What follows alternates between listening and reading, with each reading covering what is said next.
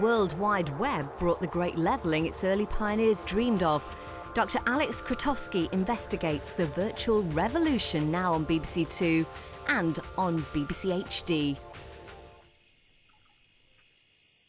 Africa, the birthplace of mankind.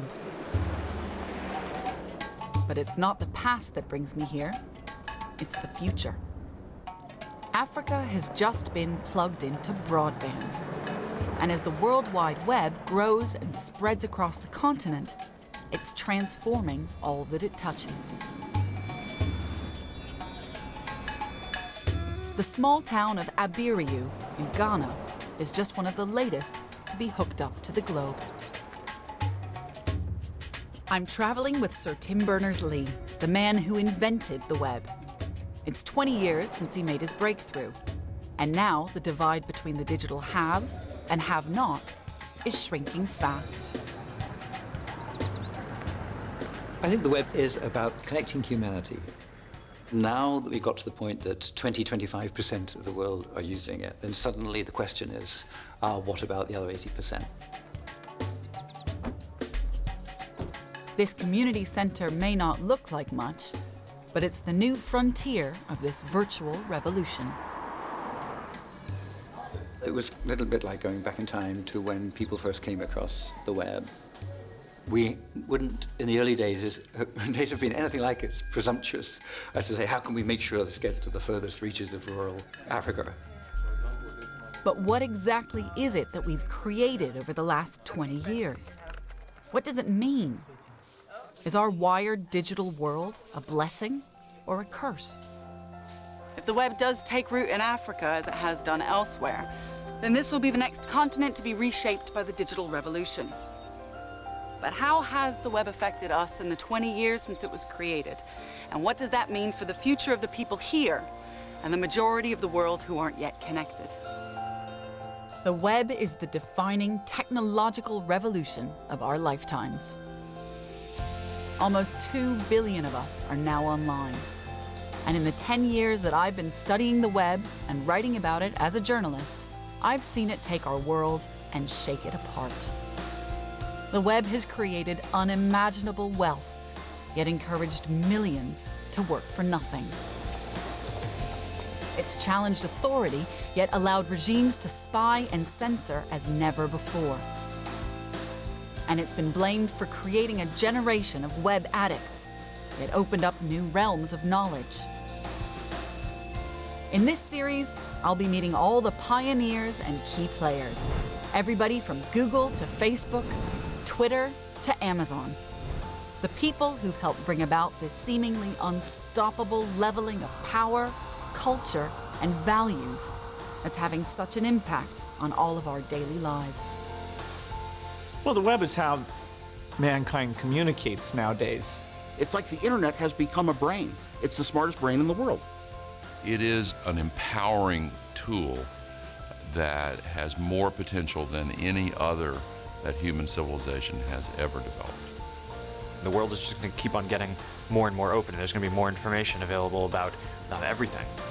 This is astounding technology, and we should just take a moment to celebrate the power and the reach that it gives us. And so this is the story of the web. But it's more than that. This is also the story of how the web is remaking our world.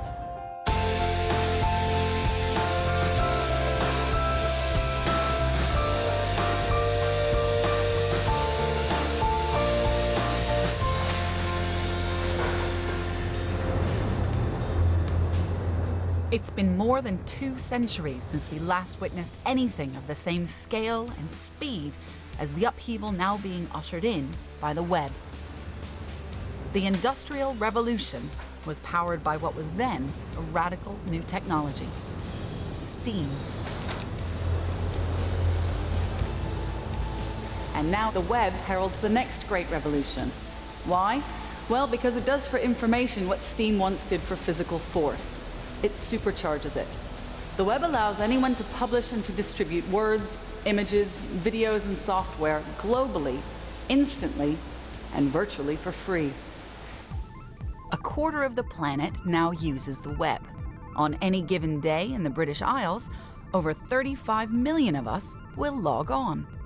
For the first time on television, using a unique data sample of 8 million of those people, we can track exactly how we are in the grip of the web.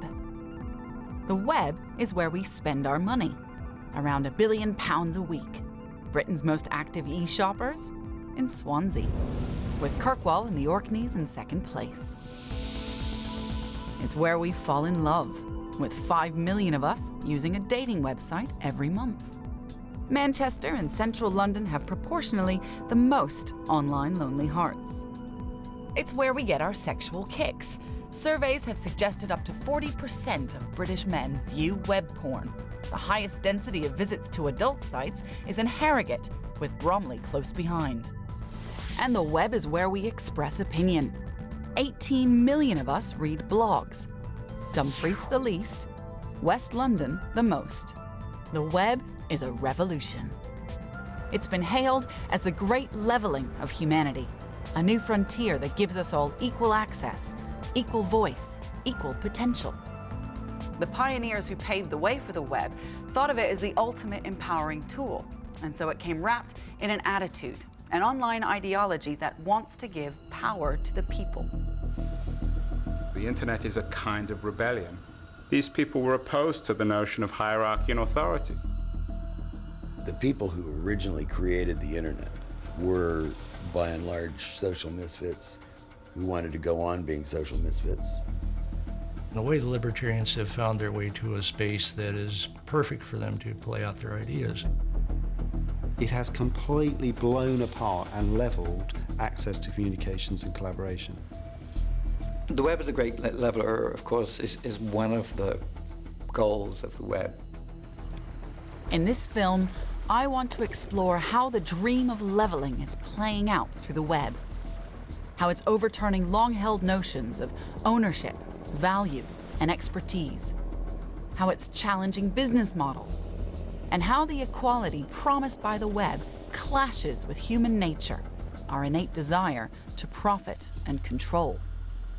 It's about the meaning of this conflict and about how that has helped to create the web, this messy, beguiling, and hugely powerful phenomenon that we know today.